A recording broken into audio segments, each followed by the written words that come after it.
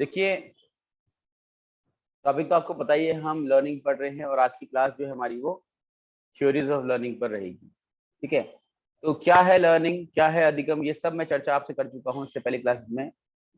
और व्यवहारवादी जो सिद्धांत हैं उनका आधार क्या है, देखो लिखा हुआ देख रहे होंगे आप लोग, ऑब्जर्वेबल बिहेवियर पर ये ज्यादा बिलीव करते हैं। तो याद रखना है, इन्वायरमेंट और ऑब्जर्वेबल बिहेवियर दोनों ही बिहेवियर थ्योरी से संबंधित हैं। ठीक है, एग्जाम में बहुत कंफ्यूजन होता है अदरवाइज। और इनके अकॉर्डिंग क्या है, देखिए ये थोड़ा सा ये दो टर्म आपको बताता हूँ यहाँ पर, मैं ये डिस्कस मैंने नहीं किया था आपको एक्चुअली में, इतना है भी नहीं इंपॉर्टेंट। ये बात करते हैं स्टिमुलस और रिस्पॉन्स, हमेशा एस आर थ्योरी की बात करते हैं। एस आर मतलब क्या है, आपके सामने क्या है, कोई फ्रूट आपके सामने आ गया। ठीक है, अब इस फ्रूट के आने के बाद रिस्पॉन्स क्या रहेगा। दूसरा, आपके सामने आ गया स्नेक, आजकल बरसात में बहुत आते हैं, और रिस्पॉन्स क्या रहेगा बताओ। आपके सामने अचानक से कोई फ्रूट आता है आपके पसंद का, तो आपको क्या रिस्पॉन्स क्या है, आपकी फीलिंग कैसी है। और वही दूसरी तरफ आपके सामने एक नाग, एक स्नेक आता है, तो आपकी जो फीलिंग है वो क्या है बताइए। दोनों में डिफरेंस है ना। तो इनका ये मानना है कि हर स्टिमुलस के अगेंस्ट एक स्पेसिफिक रिस्पॉन्स होता है। समझ में आ रहा है आपको, हर स्टिमुलस के अगेंस्ट क्या होता है, एक स्पेसिफिक रिस्पॉन्स होता है। जैसे सांप देखने पर हर बच्चा डरता है, समझ में आ रहा है, जैसे नो। ठीक, ऊंचाई पर जाने पर, यस सर। ऊंचाई से कूदने पर हर बच्चा डरता है। या फिर हम बात करें कि पार्टीज में जाने में हर बच्चा खुश होता है, समझ रहे। तो ये क्या है, कुछ स्पेसिफिक रिस्पॉन्सेज हैं जो हर किसी के होते हैं। आप जब कॉलेज के अंदर पढ़ा रहे होते हैं, क्लास के अंदर पढ़ा रहे होते हैं, तो उस समय क्या बोलते हैं, आपको पता ही है कि अगर बच्चे को आपने फेवरेबल रिजल्ट लाने हैं तो बच्चे को आप जो बच्चे को पसंद होता है वो आप देने का प्रयास करते हैं। ठीक है, है ना। Yes sir. अच्छा, इसको हम मैकेनिस्टिक अप्रोच कहते हैं। ये क्यों कहते हैं, ये जो आप में से कोई है नेट वाला है, सुमन मैम आप लोग हैं अभी क्लास में। Yes sir. हाँ, तो आप लोगों के लिए इंपॉर्टेंट है, आपके वहां पूछा जाता है क्वेश्चन। दो तरह की अप्रोच होती है, एक होती है मोलर अप्रोच, लिखी नहीं है यहाँ पर, मोलर अप्रोच, और एक होती है आपकी मैकेनिस्ट अप्रोच। तो ये मैकेनिस्ट अप्रोच का मतलब क्या है भाई, आप ये बताइए कि आप अपने घर में कहीं से घूम करके आते हैं, बहुत गर्मी है, अपने घर में जाते हैं, आपको एसी ऑन करना है।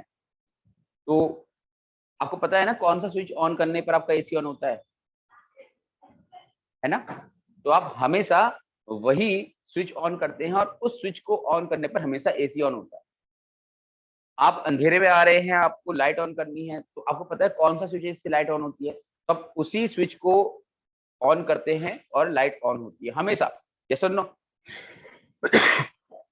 यस। आप स्कूटी चला रहे हैं, आपको पता है कि एक्सीलरेटर देने पर स्पीड बढ़ती है, तो जब भी आपको स्पीड बढ़ानी हो आप एक्सीलरेटर देते हैं, करते हैं ना ऐसा आप।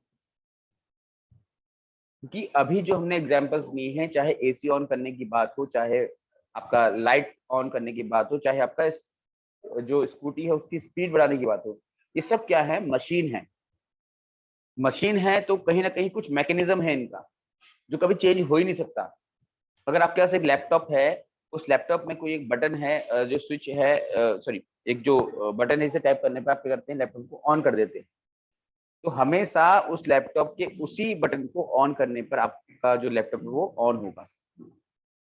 आपके इस लैपटॉप में बहुत सारी कीज होती हैं, एक की है जिसमें लिखा हुआ है जे, उसको आप जब हिट करते हैं तो जे ही लिखा हुआ आगे से आता है, हमेशा वही आएगा। ठीक है ना। तो इस तरीके से यही अप्रोच ये फॉलो करते हैं कौन, बिहेवियरिस्ट। इनका ये मानना है कि अगर बच्चा बचपन में स्नेक को देख के डरता है तो वो हमेशा डरेगा, लेकिन ऐसा नहीं है। मशीन जो है, मशीन तो जैसे ही आपने उसको सिस्टम दे दिया है वो ऐसे ही फॉलो करेगा। लेकिन बच्चे में ऐसा नहीं होता, जैसे जैसे आयु बढ़ती है बच्चे की, वैसे वैसे उसकी समझ बढ़ती है और वैसे वैसे उसके जो व्यवहार है उसमें परिवर्तन आने लगता है।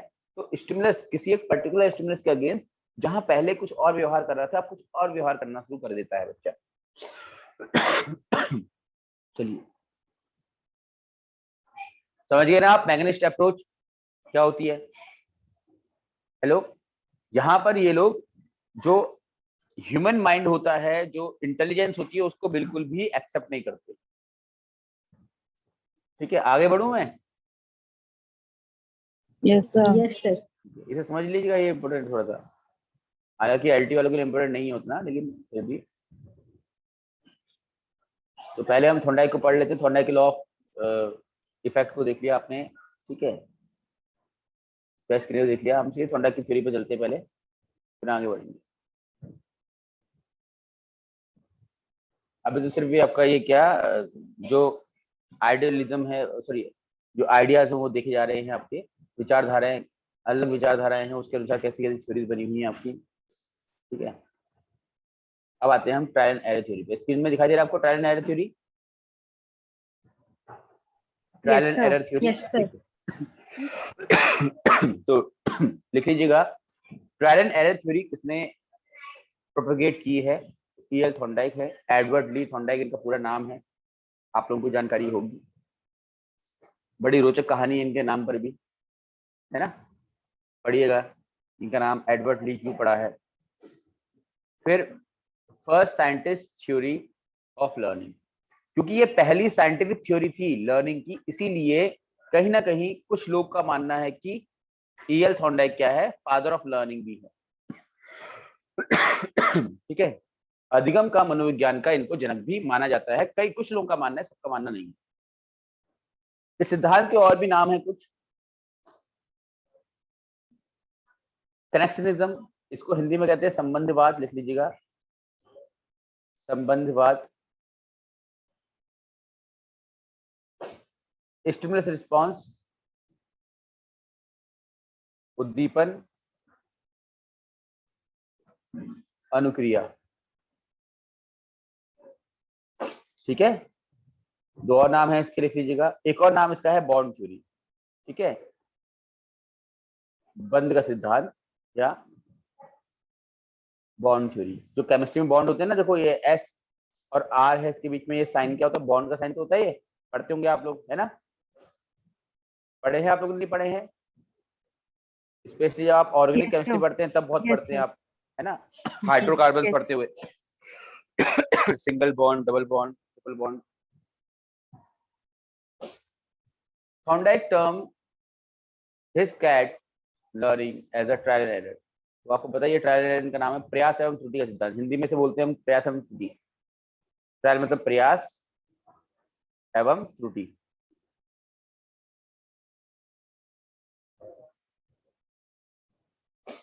ठीक है। चलिए, कंसेप्ट क्या है इनके सिद्धांत का, उसको हम देख लेते हैं। थॉर्नडाइक का क्या मानना है, देखो, when modifiable connection between a situation and a response is made, made अलग है, and अलग है, and is followed by a satisfying state of affairs that, लिखना नहीं है यहाँ, सिर्फ सुनना है, इसको लिखना इंपॉर्टेंट नहीं है, connections strength is increased, यानी कि जब दो ऑब्जेक्ट्स कह लीजिए या फिर इंसान कह लीजिए, कुछ भी कह लीजिए आप, एक एस और एक आर, जब इनके बीच का संबंध क्या होता है, धीरे धीरे बढ़ने लगता है, तो वो मजबूत होने लगता है। दो दोस्त हैं, आपस में जब मिलते हैं, रोज एक दूसरे की हेल्प कर रहे हैं, तो इनका बॉन्ड क्या होता है, मजबूत होता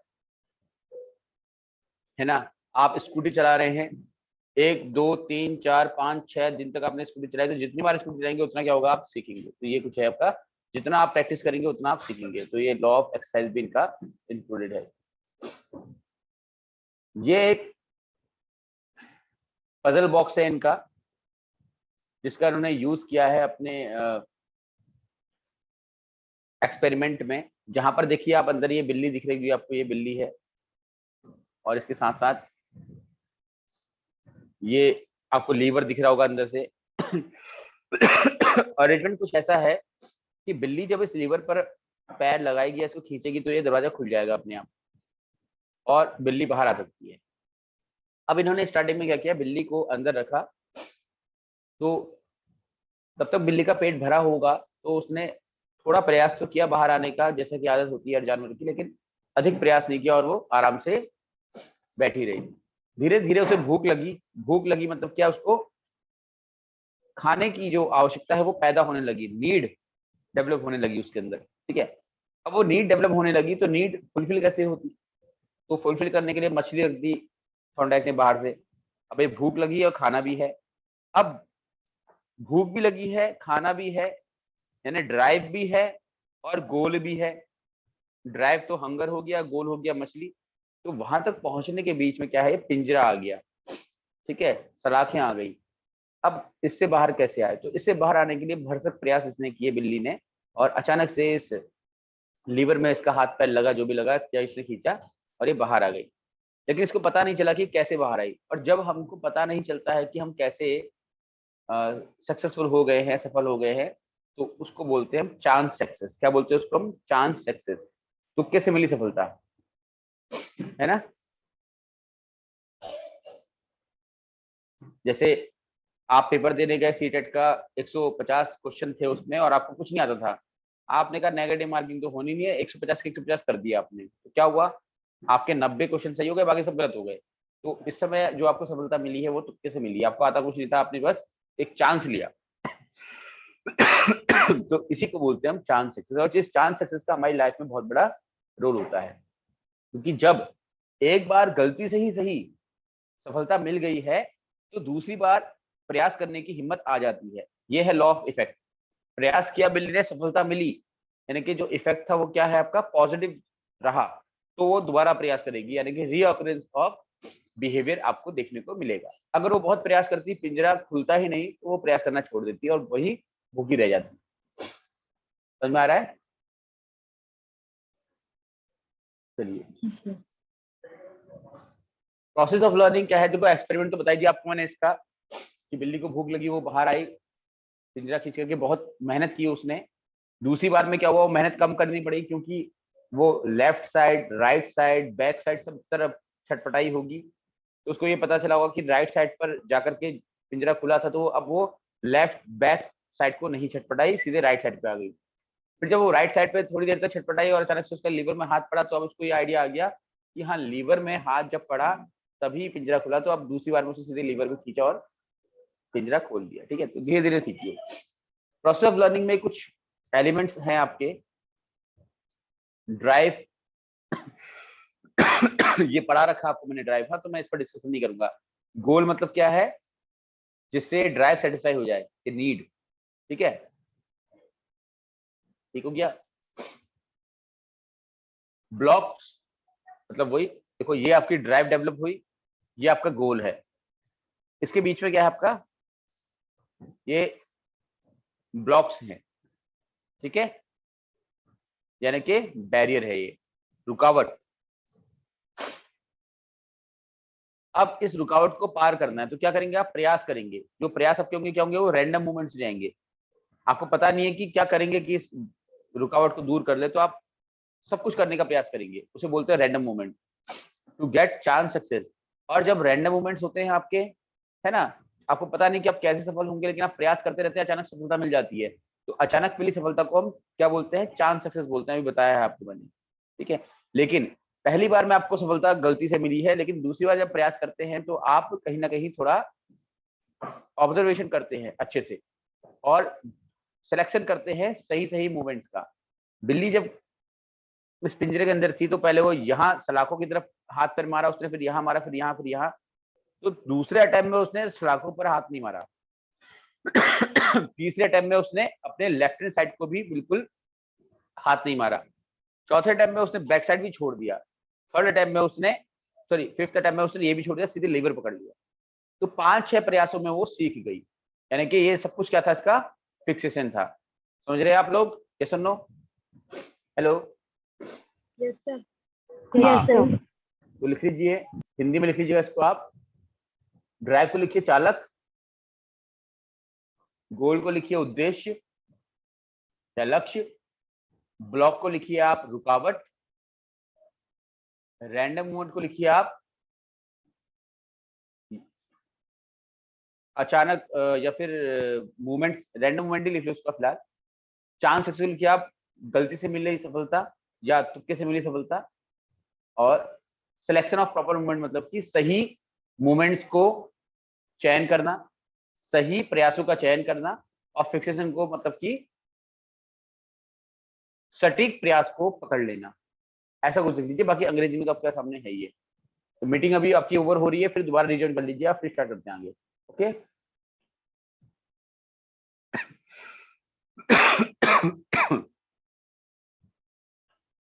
ये कॉपी कर लिया होगा आई होप आप लोगों ने।